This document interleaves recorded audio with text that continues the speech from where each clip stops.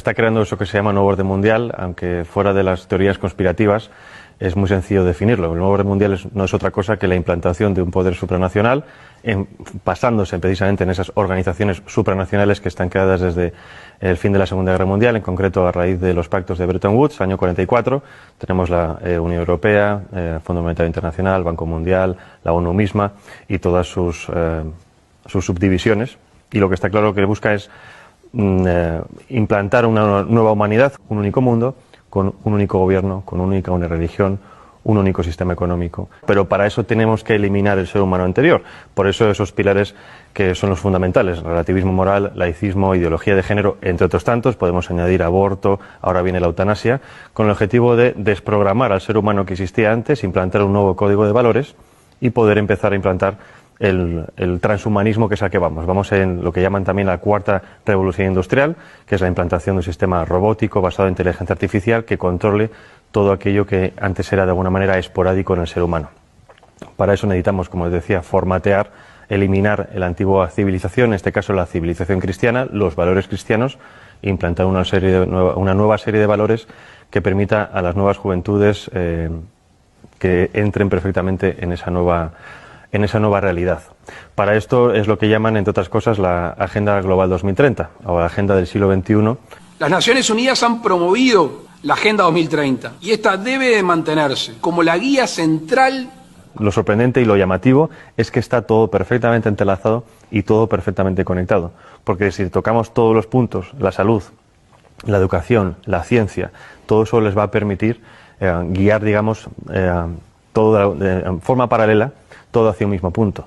Aunque en la realidad, obviamente, sabemos que hay gobiernos nacionales, en la práctica, gran parte de estos gobiernos nacionales para nada están trabajando para el bien de sus naciones, sino que trabajan precisamente para los intereses de estos globalistas. Lo hemos visto con el gobierno de Sánchez, lo estamos viendo en otros países, por ejemplo, también en Iberoamérica. El mundo al que vamos es fruto de una ingeniería social perfectamente planificada y perfectamente implantada. La implantación primero es ideológica. La ideología sirve primero para desestabilizar una nación. Si nos atendemos, por ejemplo, a Yuri Bezmenov, el antiguo agente del KGB que emigró a Estados Unidos y que contó precisamente esos procesos por los cuales se puede desestabilizar una nación, que es desestabilización, desmoralización, crisis y normalización, estamos viviendo perfectamente esas etapas. Hemos tenido una desestabilización, ahora estamos en la fase de desmoralización, que es volver a las naciones contra sí mismas, la endofobia, el odio a nuestra cultura cristiana, el odio a la misma biología, la misma realidad biológica hombre y mujer, para hacer que la población esté completamente confundida y que sea mucho más fácil guiarlas a un nuevo punto. Es la mentalidad de rebaño. Ahora bien, primero es la ideología, segundo es lo demás: implantación social, económica, política, tecnológica, medioambiental, sanitaria, alimenticia. Todo esto está perfectamente diseñado en la página del Foro Económico Mundial. Tienen perfectamente diseñado cuál va a ser el nuevo mundo. No dejan nada fuera. El aborto es algo que está en la Agenda Global 2030, que está incrustado en el ADN de los globalistas y que lo quieren promocionar a todo coste. El aborto, para que lo entendamos, es una política de Estado. El aborto se aplica desde el año 74 a través del informe de Kissinger, que viene precedido de un informe de la Fundación Rockefeller del año 72, que viene precedido de unas declaraciones de Robert McNamara, el que fue secretario de Defensa con Nixon y que en el año 68 pasó a ser presidente del Banco Mundial. ¿Qué pasa? Obviamente, si entendemos esto como una política de Estado, obviamente no se puede vender al resto de la población diciendo: ustedes van a dejar de tener hijos porque a nosotros nos interesan los recursos que ustedes tienen. Lo que se hace es un marketing político. Y esto es como nos están vendiendo todo. El aborto es un interés de Estado, es un interés geoestratégico. Todas las demás propuestas que tenemos hoy en día, ideología de género, ecología o esta nueva religión medioambiental, todo eso es lo mismo. Son políticas de Estado que nos lo venden para el gran público con un marketing político para que la gente lo acepte. Porque, por ejemplo, si entendemos ahora las políticas medioambientales como, digamos, obviamente necesarias para todos los gobiernos, dentro de esas políticas medioambientales está la reducción de la población. Nos lo venden como un bien necesario, es decir, si seguimos creciendo vamos a destruir el planeta, por lo tanto dejen ustedes de tener hijos, porque si no este ritmo es inaguantable.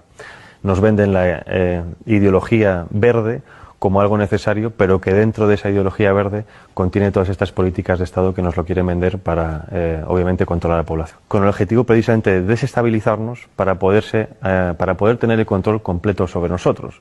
No hay nada más fácil que dominar que una población enfrentada entre sí. Por eso es tan importante entender cómo funciona la aplicación de las políticas, cómo funcionan las élites supranacionales, para poder entender qué tipo de política se nos está aplicando a nivel nacional y local.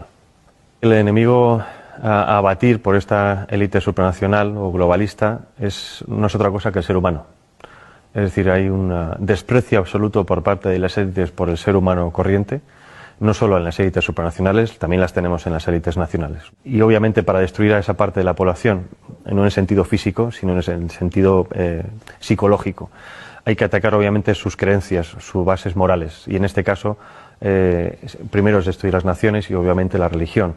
Hay un objetivo que es crear una religión única. Es decir, las religiones tradicionales son un escollo para ese nuevo orden mundial, para la consecución de ese poder político. Si eliminamos la religión, estamos eliminando obviamente una vía de escape muy humana que de alguna manera evita que llegues al control mental de las personas. Podremos controlarlas físicamente, pero la religión permite que esas personas se puedan evadir a otro plano y obviamente también contiene unos códigos ético-morales muy firmes que están completamente enfrentados ante los códigos morales que nos quieren implantar. En este caso, la religión católica o la Iglesia católica es el enemigo a batir desde hace siglos.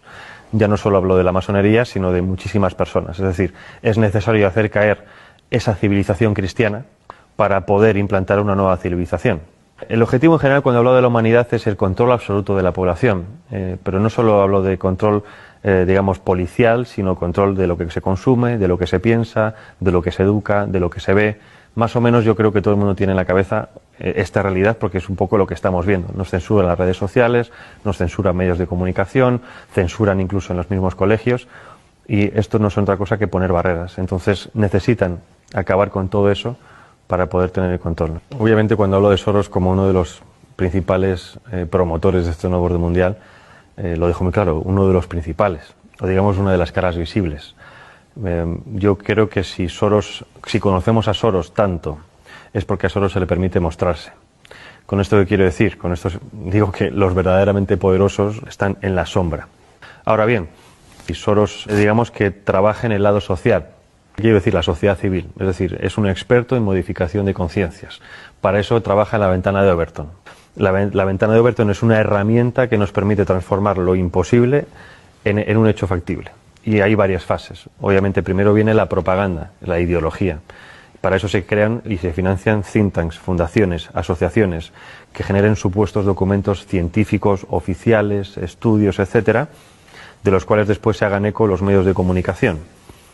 Esos medios de comunicación llegan a las masas. Las masas, a base de repetición de estos estudios, estos conceptos, estas ideologías, acaban, si no aceptando como propias esas ideologías o pensamientos, sí aceptándolos diciendo que es algo como ya existe y lo ven por todas partes, es algo que hay que aceptar. Una vez llegamos a esa tercera fase, viene la cuarta fase, que es la de los políticos.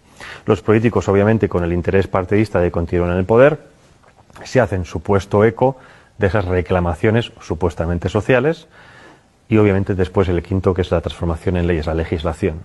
Entonces, esos 5 pasos es lo que se ha seguido con muchísimas cosas. Tenemos el aborto, tenemos el matrimonio homosexual, ahora tenemos ya ha empezado la eutanasia y el siguiente paso es la pedofilia.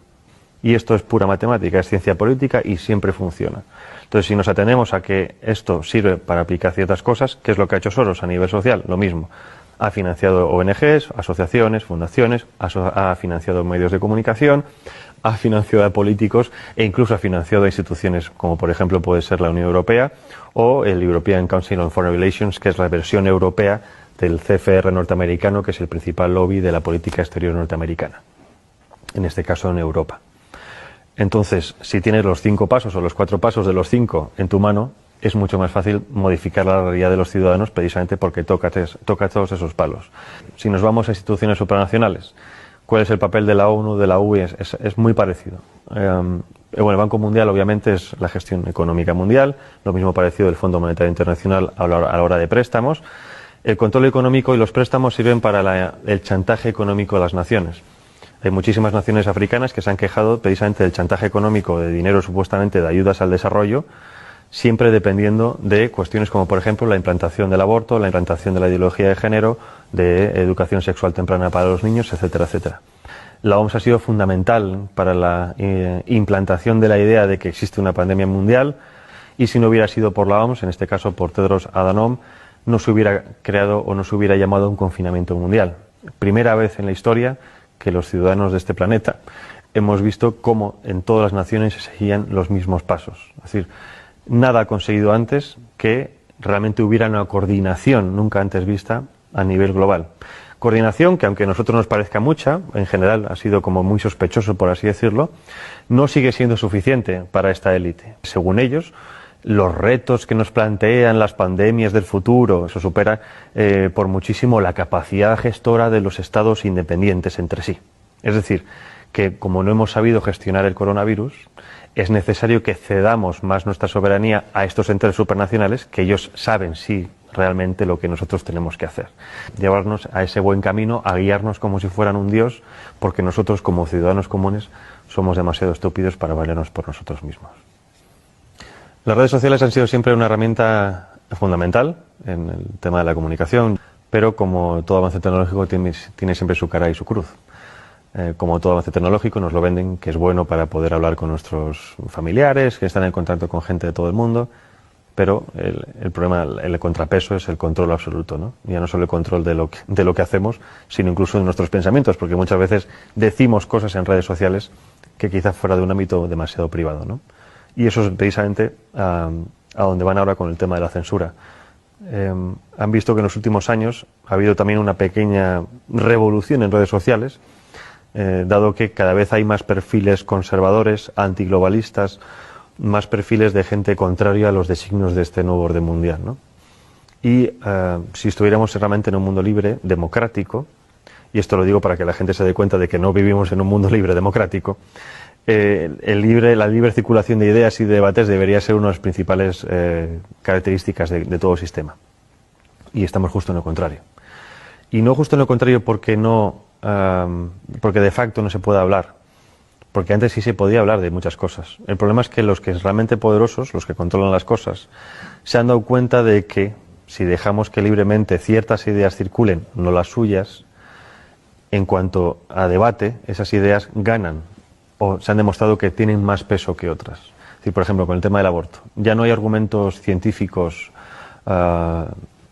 médicos. Ahora son argumentos puramente sentimentales, ¿no? El derecho de la mujer a elegir sobre su propio cuerpo. Porque por eso saben que los argumentos médicos no pueden vencerlos. En cuanto a argumentos, por ejemplo, de información de los medios de comunicación, de cómo funcionan los medios de comunicación, de cómo funcionan los gobiernos, exactamente lo mismo. Se censura completamente a aquel que intenta hacer una crítica constructiva o negativa, de lo que sea, pero hacer una crítica para avisar de qué está ocurriendo. No existe ese debate de ideas en los medios de comunicación. Pero precisamente porque tienen miedo a lo que pueda ocurrir. Porque cuando ha ocurrido que algunas personas han ido a ciertos debates a exponer ciertas ideas, la gente se da cuenta de que hay otra línea de pensar diferente a la que tenían en mente. Y por lo tanto hay otra forma de racionar las cosas.